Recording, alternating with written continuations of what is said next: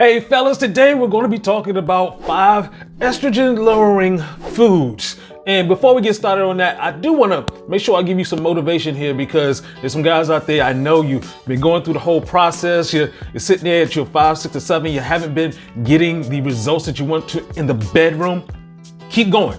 That's what I have to say. Keep going, because there is a light at the end of the tunnel. There is a point in your life where you can change your body. It takes time, but you'll get to the point where everything works the way it's supposed to work, and you're going to enjoy it.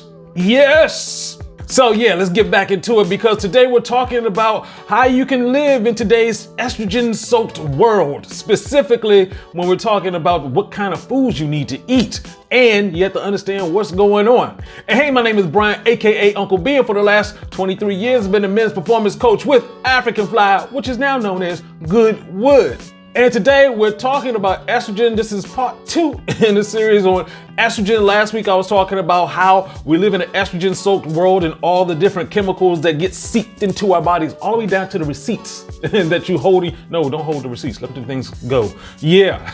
We have to be prepared with our own bodies. Our defenses have to be up, because a lot of this stuff is just very hard to avoid. You have to pay attention to this now more than ever. It's everywhere. So we're going to get into which foods work specifically for lowering your estrogen. So you add this into your diet, you're going to make a big change. So go ahead and get out that pen and paper, make some notes, if you need to put that into your phone. Yes, handle that. And I have to give a quick shout out to my man Tyrone Brooks, who says, nothing keeps her happy like Goodwood.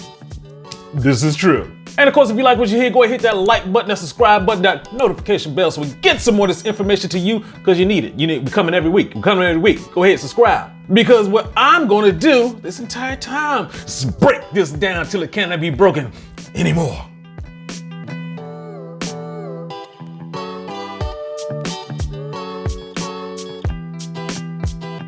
All right, if you want proof that we are in an estrogen-soaked world, all you have to do is just pay attention to the youngins. You will notice that the young ladies, they're in their teens and they look like they're in their 20s. Yeah, there's a lot of estrogen going on there, too much. And it's also affecting the guys, because, we have a lot of young men who are just a little bit more effeminate, shall we say. I mean, literally, we got so much estrogen going on. We went from man boobs to boy boobs.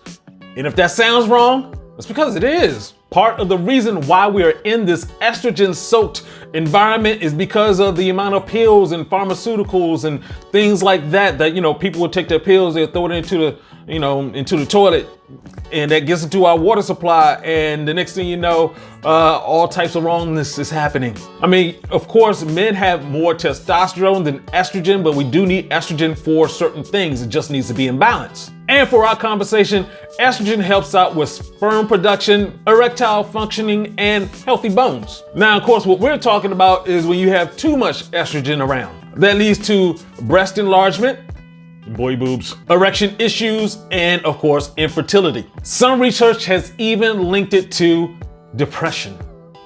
That's sad.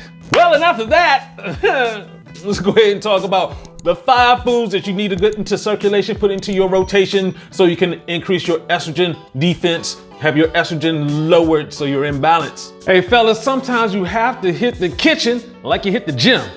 Be consistent with it, with the right foods. And since we're talking about the right foods that lower estrogen, let's go ahead and start out with cruciferous vegetables. That's because they contain a chemical called indole-3-carbinol. All of that to say is that it lowers estrogen. And cruciferous vegetables, what are those? Obviously, we got the broccoli, and you got to get lit with the Brussels sprouts. Throw in bok choy and cauliflower in that situation too.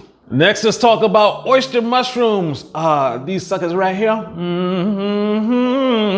They actually lower estrogen as well. Specifically, what it does, it helps block aromatase. Aromatase is a hormone that changes your testosterone into estrogen. You don't want that to happen. And we have to talk about turmeric. And the store was out. Turmeric contains a chemical called curcumin. And a 2013 study showed that actually consuming this will help reduce estrogen in your system. Let's talk about the pomegranates. Not the pomegranate juice, the actual pomegranate. If you get the whole one and you know how to break it open and get the pomegranate seeds out of there, much better. But yes, pomegranate. It's abundant in vitamins and has a lot of antioxidants. And of course, for this conversation, it contains an anti-estrogen compound. Get that into your system. And of course, we can't leave out citrus fruits. It has a phytochemical in it that's going to help lower estrogen, and we're still talking about having all of that goodness of the aromatase being chased out, so we won't have your testosterone turning into estrogen. And yeah, you have the rainbow here when it comes to the citrus fruits. Go ahead.